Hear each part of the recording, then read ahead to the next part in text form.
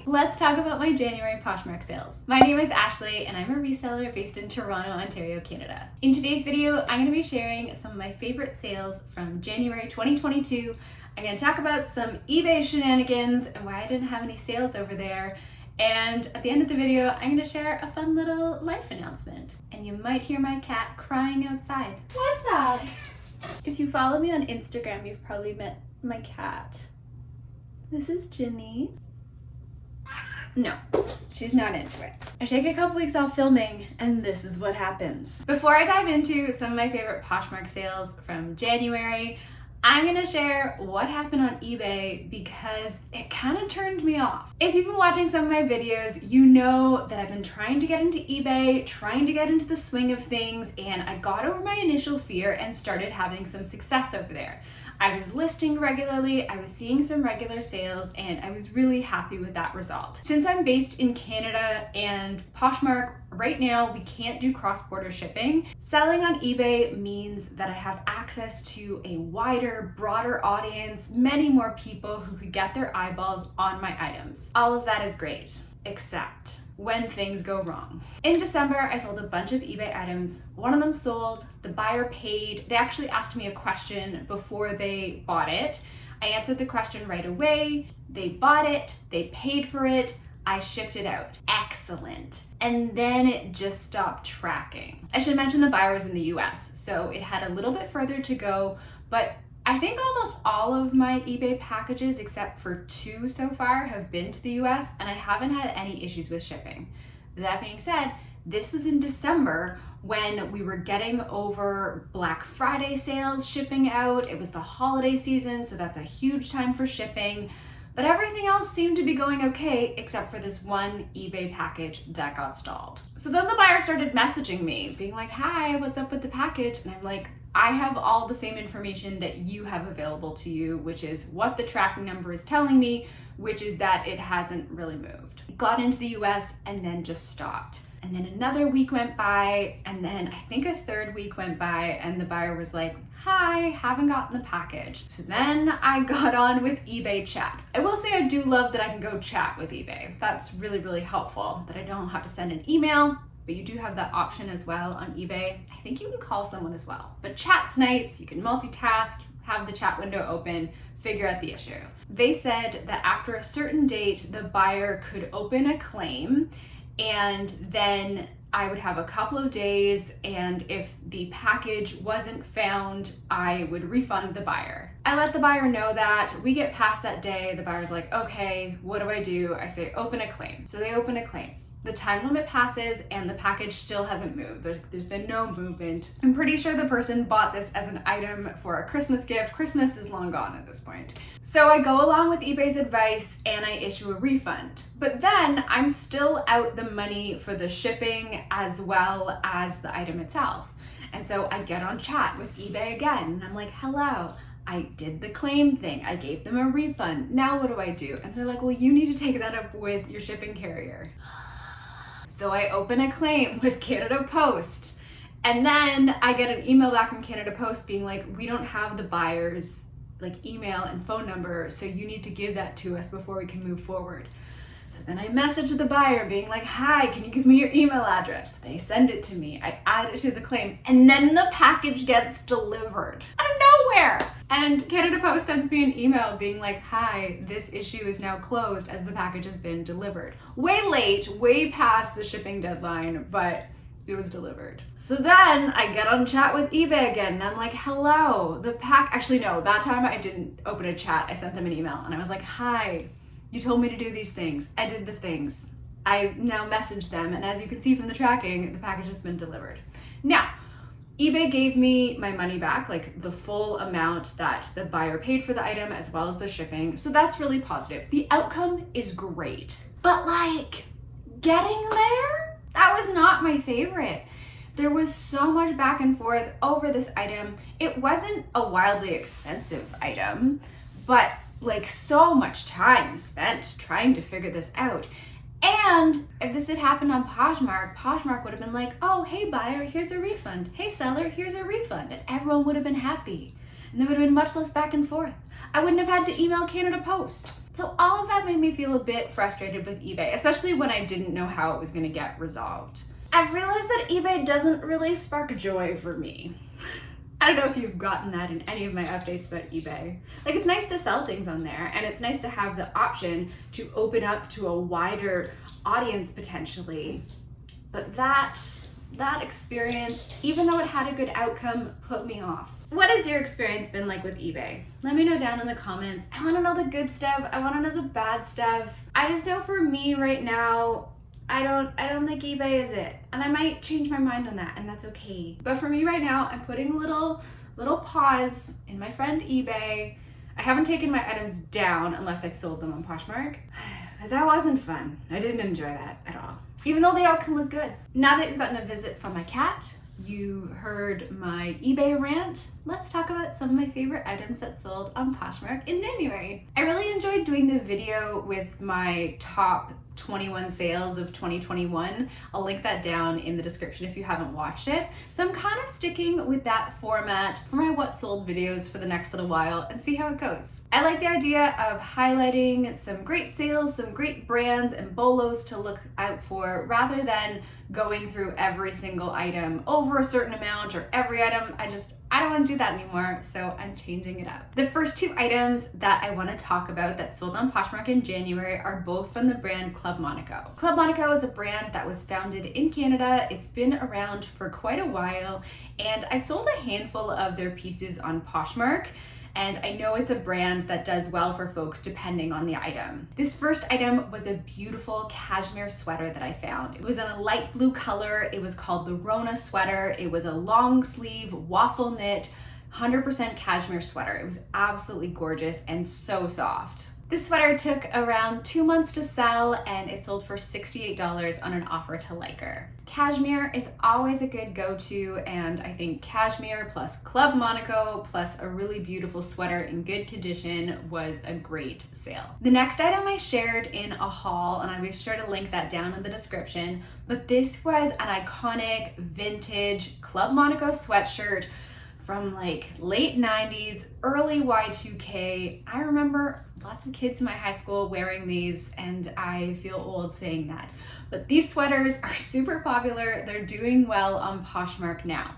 So I found this sweatshirt while I was thrifting, and I was really excited, even though it did have some flaws. There was some wear around the cuffs and around the collar. It had a couple marks of discoloration, but I disclosed all of that in the listing, and it sold for $55 the same day I listed it. Comps for those sweaters were even higher than that, but I think based on the condition that it was in, $55 and flipping so quickly, like, I was really happy with that sale, and I'll be very happy if in the future I come across another classic Club Monaco sweatshirt. I sold 7 pairs of jeans in January. Love selling jeans. If you've been around here a while, you probably know that. But I wanted to share a brand that was new to me that I'm really excited about and hoping that I'll be able to sell more of in the future.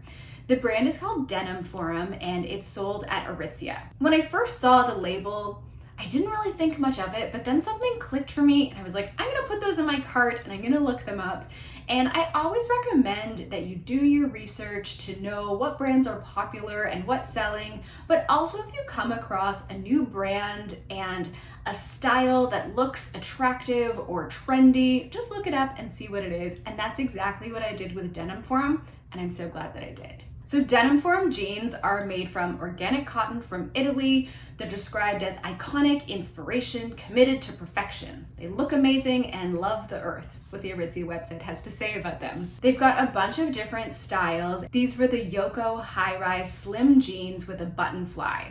So they were trendy, they were high-rise, they were a slim fit, and they were from this brand that seems to be pretty popular right now. Those sold for $50 on an offer from the buyer and took 5 days to sell. I shared this Vivienne of Holloway dress on my Instagram when it sold because I just thought it was so pretty. It also matched my mailers and my cards, and so it was just like the cutest bundle of happiness going out to the buyer, and I especially loved seeing something so vibrant and bright selling in January. Vivian of Holloway is a very vintage-inspired retro brand of clothing that's made in London. This was an item that I got from one of my consignment clients, and it was a beautiful dress in a really, really pretty color. It was in a 1950s pin-up style with a halter neck and a sweetheart neckline in a really pretty pink floral print. This was in a UK size 20, which according to the brand translates to a US size 16, and this sold for $60. Another very vintage inspired dress that sold was from the brand Lindy Bop. This one was called the Tiffany dress. It was black and cream and had really cute button details, and this one was in a size 2XL. I also loved the vintage retro inspired style of this dress, and it sold as part of a bundle of I think 4 or 5 dresses plus one other item, and I think it goes to show that dresses sell, they sell year round. It's a category that I really love to have in my closet, and so this was another really pretty dress that sold in January on Poshmark. I'm on a bit of a dress kick right now. I sold a bunch of them in January. This one was from the brand Dorothy Schumacher. Dorothy Schumacher is a German brand, and I had never heard about it when I came across this dress, but again, decided to look it up, and I'm so glad that I did. Dorothy Schumacher has been designing clothing for over 30 years, and her styles are very feminine, very contemporary, and looking at the website, they're really pretty and very expensive. This dress was blue and white and kind of gave me like a cottagecore aesthetic with the feminine floral print and the bell sleeves. It was really, really lovely. I had it priced a bit higher and it got some likes. At the beginning of January, I sent out a whole bunch of offers, and this dress sold for $112. And that took 75 days to sell. I don't know that I'll come across that brand super often, but I'm definitely gonna keep my eyes peeled either to resell, but also for myself, because the items are just absolutely stunning. The last dress that I want to talk about was from the brand ALC. ALC is sold on Revolve and it's sold at Nordstrom, and I actually picked this dress up in the summer when I went to Nordstrom Rack when everything opened up again. This was called the Noel dress, and it was in a tiger print in black and blue, and it was really fun, but I get that it was also kind of a bold style. It was in a size 6, and it had gotten a whole bunch of likes but hadn't moved, and so when I sent out those offers at the beginning of January, I sent out an offer for $50 and someone accepted. This dress was new with tags, and it was really fun. I don't know that I'd pick up this style again, but I'd definitely pick up ALC in the future. I sold this houndstooth coat as part of a bundle, and the reason I wanted to mention it was because it was a really gorgeous, unique item, but it didn't have any tags. It didn't have a brand tag, it didn't have a size tag, it didn't have a care tag. It was just a really pretty jacket in great condition that I was excited to sell, and did my best to share what it was based on a descriptive title and descriptive description. It was a peacoat style with houndstooth on the outside and like a fun floral print on the inside.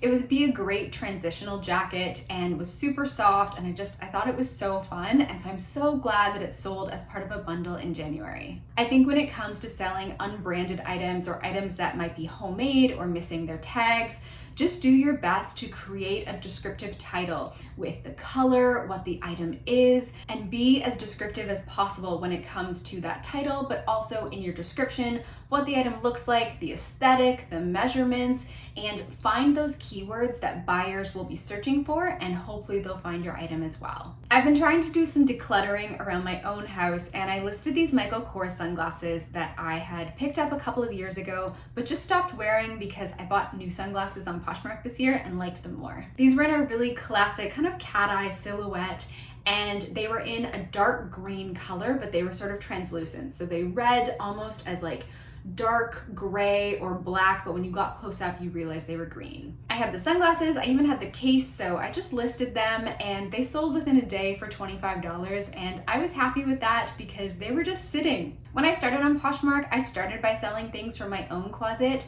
and I think I've moved away from that for the most part by selling things that I thrift or through consignment, but I like to go through my own stuff and list it on Poshmark, and that way I can declutter and make some money back from pieces that I'm just just not wearing anymore. In January, I also sold these Seychelles heels. They were called the Everybody Dance heels. They were a T-strap, peep toe heel. They were so cute, really pretty metallic color, and they were in a size 8.5. I've talked about Seychelles before. They have really cute styles, and I think the right style in the right condition can sell pretty well. These sold for $36 on an offer to Liker and took 31 days to sell. How did your sales go in January? Let me know down in the comments. I asked y'all on the community tab earlier this week, and the poll seemed a bit mixed when I last checked. So I'm hoping that February goes really well for you. When I started this channel, I was working full-time and reselling part-time. As time went on, that evolved. Last year, I left my full-time job to focus on reselling and content creation and doing a bit of freelance work and also healing from some burnout that I was experiencing. I've loved this time that I've spent reselling and growing this community here on YouTube, and I'm not going away. Don't worry, that's not what this announcement is. But I am going back to a full-time job. So reselling and content creation is gonna go back to being part-time for me, and I feel really good about this decision. I realized late last year that I was missing people, I was missing being part of a team, and I wasn't sure what that was about at first. I was like, is that just how I'm feeling now? Is that an ongoing feeling? Do I need to make a change? Throughout my life, I haven't necessarily had a very linear career path because I've always kind of followed the approach of like, do I get up in the morning feeling happy and excited and looking forward to the day ahead?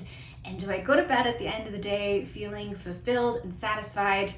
And if the answer to those two questions is yes most of the time, high five, doing the right thing. And so that's meant that sometimes I've taken different turns and tried different things. And I'm so grateful that I took this time over the last little while to focus on reselling, to focus on content creation, to grow my business, to also just have some downtime and enjoy the summer and enjoy some time over the last few months. But I needed to listen to my heart and do what was best for me. So I'm going back into a full-time job in tech, and I'm gonna transition my reselling and content creation back to part-time. I feel so good about it. I'm really happy, and I'm really excited for this next chapter. So my plan is to continue creating content, continue doing reselling, but dial it back a bit. So I don't know what that looks like yet because I haven't started my new job yet, but we will see how it evolves over the next weeks and months to come. Thank you so much for being here on this journey with me as I continue reselling and figuring out this thing called life. If you enjoyed this video, please be sure to give it a like, and if you're not already subscribed, now would be an awesome time to do so. Thank you so much for watching, and I hope to see you soon.